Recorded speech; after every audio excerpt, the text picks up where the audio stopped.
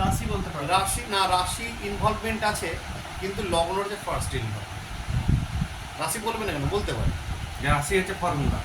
ঠিক আছে, এটা হচ্ছে লগ্ন হচ্ছে প্রথম বলবে যে লগ্ন তার কিরকম আছে, কোন লগ্ন, মেষ লগ্নে জন্মেছে না কুম্ভ লগ্নে নাকি কর্কট লগ্নে জন্মেছে।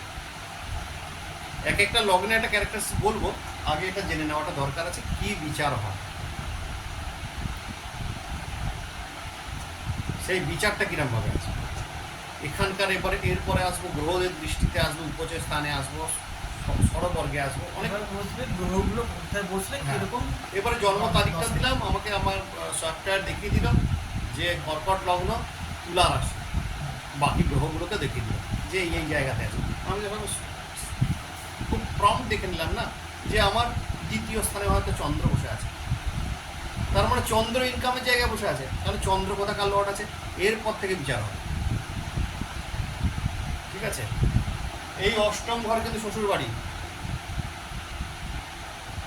শ্বশুর বাড়ি কেমন হবে? শ্বশুর বাড়ি মনে থাকে যেন, অষ্টম ঘর কিন্তু শ্বশুর বাড়ি। শ্বশুর পয়সা দেবে কিনা কনে, নাকি শুধু মেয়েটা দিয়ে বলবে যে যা আমার আমার আমার জঞ্জাল ছিল তোর মাথায় দিয়ে দিলাম বাবা, বাড়ি নিয়ে যা।